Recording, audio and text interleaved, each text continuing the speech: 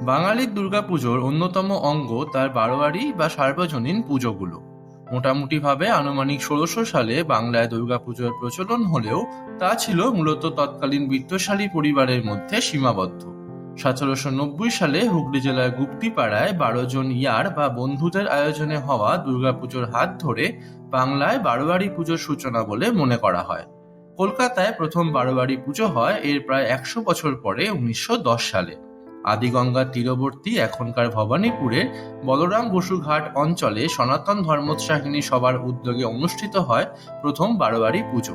এরপর ১৯১১ সালে উত্তর কলকাতার শ্যামপুকুরে ও ১৯১৩ সালে শিকদার বাগানে শুরু হয় বারোয়ারি দুর্গাপুজো। আর এভাবেই পারিবারিক গণ্ডি পেরিয়ে বাঙালির প্রধান উৎসব হয়ে ওঠে সর্বজনীন।